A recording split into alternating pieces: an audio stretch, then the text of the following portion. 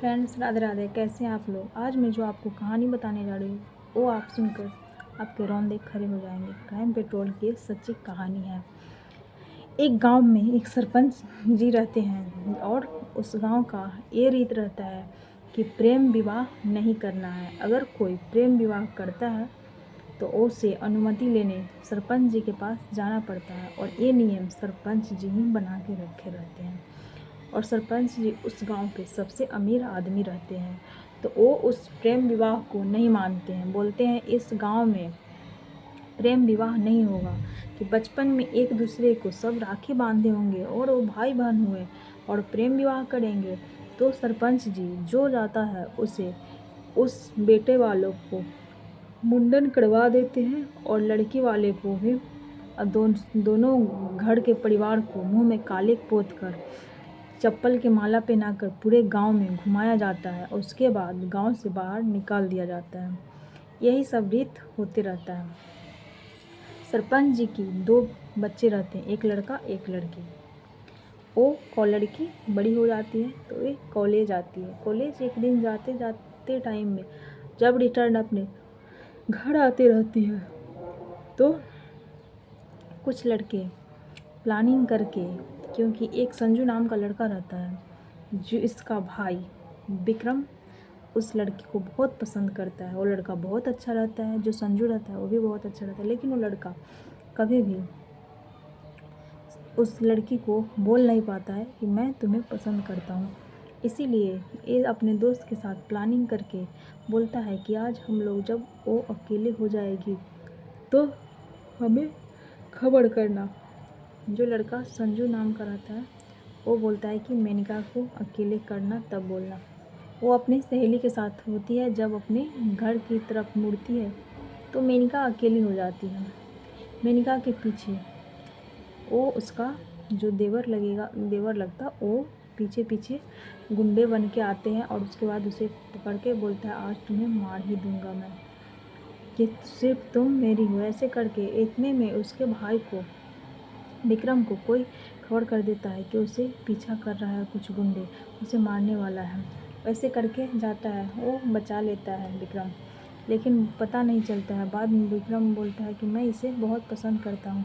उसके बाद उसका भाई अपने मुंह से टोपी निकाल कर खूब हंसने लगता है और बोलता है कि आखिर आपने प्रपोज कर ही दिया। ऐसे करके दोनों नदी किनारे चल जाते हैं, मेनका और उसका भाई विक्रम और ये संजू, सब उसके 2 दोस्त सब साथ में ही जाता है और पूरे प्लानिंग करता है। बोलता है कि नहीं, सरपंच जी नहीं मान सकते कि वो प्रेम विवाह के सख्त खिलाफ है और वो ये सब चीज़ नहीं मानते और हमें तो अनाथ ठहरा और ये बहुत बड़े बाप की बेटी है कि इस पे भी खतरा आ जाएगा। लड़का बहुत समझदार था, वो अपने भाई को समझाता था तुम ऐसा कुछ नहीं करोगे कि जिससे मेनका का जान खतरे में आ जाए।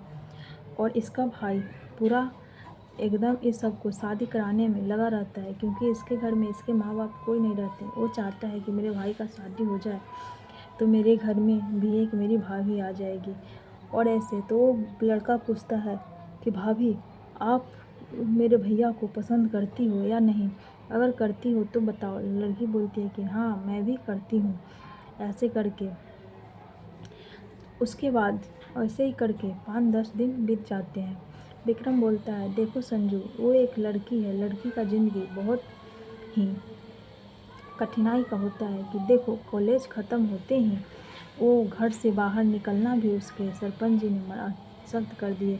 ना बेचारी कॉल से बात कर सकती है। देख रहे हो 8-10 दिन हो गए कोई कॉल भी नहीं आया। ऐसे करके वो बोलता है, तो बोलता है हाँ भैया आपको मैं मिलवा दूँ।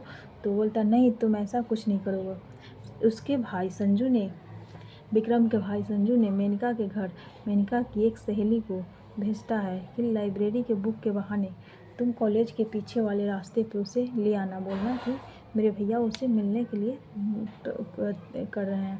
वैसे करता है। वहाँ वो थोड़ी देर पे खड़ा रहता है। विक्रम एक स्कूटी लेके उसके चला के अपने भाई से मिलाने ले जाता है। बहुत देर तक मिलता है, फिर विक्रम कहता है देखो टाइम हो रहा है, लेट हो रहा है, तुम अपने घर चल जाओ, नहीं तो तुम्हारे घर के लोग परेशान हो जाएंगे और तुम्हें खोजने लगेंगे, फिर तुम्हें बहुत सख्त वो लोग कार्रवाई करेंगे अगर उन लोग को पता चलेगा। ये बोलती है कि मैंने ऐसे लड़के ज़िंदगी में पहली बार देखा कि जो उसको लड़की को वो ले जाने के लिए वो ऐसे करके लड़की को पहुंचा देता है अपने घर। रास्ते में आते हुए उसका भाई देख लेता है। ये लड़की घर पे आती है तो उसका भाई उसे मारपीट करता है, लेकिन लड़की बहाने बना के बात छुपा देती है। बोलती है कि मेरा स्कूटी ख़राब हो गया था इसलिए वो मेरा स्कूटी बना रहा था। उसके बाद कुछ दिन बाद उसके पापा जाते अपने बिरादरी में क्या करता है, उस लड़के का शादी ठीक कर देता है। वो लोग आते हैं इसे देखते हैं तो बोलते हैं उसके लड़का के पापा कि अगर लड़का लड़की आपस में बात कर ले तो ज़्यादा अच्छा होता। उसके पिता बोलते हैं कि मैं अपनी बेटी का जहाँ शादी करूँगा मेरी बेटी वहीं पे शादी करेगी, कि मेरे यहाँ लड़का लड़की के मिलने का एक कोई रीति रिवाज नहीं है। उसकी माँ बोलती है ठीक है सरपंच साहब, जैसा होगा। गांव के लड़के जाकर उसे बोलते हैं कि भाभी का शादी ठीक हुआ है, कि अगले महीने रोका है, कि उनका शादी फिक्स हो गया है।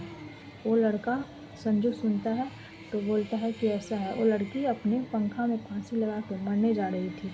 लड़का बोलता है कि आप ये क्या कर रही हैं कि आपको मैं यहाँ से भगा के ले चलूँगा और भैया से शादी करवा दूँगा। वो बोलती है कि अच्छा तुम ऐसा करोगे, तो बोलती है कि हाँ मैं ऐसा करूँगा। और लड़का रात को भगा कर ले जाता है, चिट्ठी लेकर लड़की रख देती है और भगा कर ले जाके अपने भाई के साथ इस लड़की का शादी करवा देता है। उसके बाद दोनों खुशी खुशी रहने लगते हैं।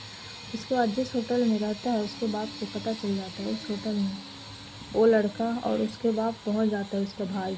उतने में उसका देवर बहुत चालाक रहता है, वो मीडिया को बुला के रखता है और जैसे ही वहाँ पे पहुँचता है ये मीडिया को खबर करके मीडिया को आगे कर देता है। वहाँ से अपनी भाभी और भाई को बचा के लेकर अपने घर चला जाता है।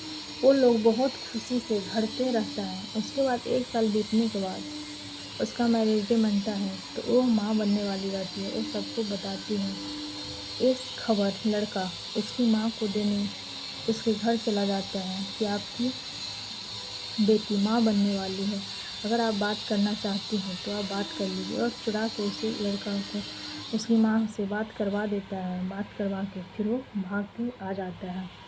वैसे करते कुछ दिनों बाद उसकी बेटी को एक लड़की होती है। उसके बाद वो उसके पिता एक दिन वो बात करते रहती है तो उसके पिता सुन लेते हैं। बोलते हैं कि नामकरण करने के लिए यहीं पे बुलाओ बेटी को। वो बेटी को उसको लगता है कि सब माफ़ कर दिया, आ जाओ नामकरण। ये सब 4 चक्का से नामकरण करने के लिए उस अपने घर पहुंचती है। जैसे ही गेट पर पहुंचती है तो उसके पिता बोलते हैं वहीं पे रुको और इसका भी मुंह काली करके इसे भी गांव में माला पहनाकर गांव में घुमाओ और इसे गांव से निकालो। उतने में उसका देवर आ जाता है और उसके भाई से मारपीट होने लगता है और उसकी बेटी बोलती है मुझे शर्म आता है कि आप ऐसे माँ बाप हैं कि आपने प्रेम विवाह से इतने घृणा नहीं करते, क्योंकि मैं जहाँ हूँ वहाँ पे बहुत खुश हूँ कि ऐसे घर में किसी का जन्म न दे। और ऐसे लड़ाई झगड़ा होते हैं और वहाँ से ये अपने देवर और अपने पति बच्चे को लेकर वहाँ से आ जाती है। उसके बाद वो कभी अपने घर नहीं जाती है और वहाँ पे मंदिर में जाके अपने बच्चे का नामकरण कर लेती है। अपने देवर के नाम से मिलते संजू से नाम मिलते और संजना अपनी बेटी का नाम रखती है और वो खुशी खुशी अपने परिवार के साथ रहने लगती है। और उसके बाद वो अपने घर कभी नहीं जाती है। तो लोग इतने नाम और इज्जत प्रतिष्ठा के चक्कर में दूसरे की बेटी करे तो बहुत लोग के मुंह से निकलता है। जब वही चीज़ अपने घर में होने लगता है तो ये चीज़ सबको नहीं दिखता है। तो वो लड़की वो अपने माँ बाप का आँख खोल दी और वो अपने साथ खुश खुश रहने लगी। जहाँ अपने बच्चे की खुशी हो वहीं पे करना चाहिए, अगर बच्चे बताए तो। लेकिन आजकल लोग इज्जत प्रतिष्ठा के चक्कर में अपनी बेटी को ज़िंदगी बर्बाद कर देते हैं। अगर आप अपनी मर्ज़ी से शादी करें, वहाँ पे दुख हो, चाहे आपकी बेटी को मार दे तो उसमें भी इज्जत प्रतिष्ठा बचाने के लिए बेटी को मार दे वो मंजूर, लेकिन अपना इज्जत प्रतिष्ठा बचा रहना चाहिए। ये कैसा समाज है। इसी तरह के वीडियो मैं आगे भी आप लोगों को डालती रहूँगी। आप लोग प्लीज़ मेरे चैनल को लाइक और सब्सक्राइब ज़रूर करिएगा, जिससे मेरा हौसला बना रहेगा, जिससे मैं आगे भी वीडियो डालती रहूँगी।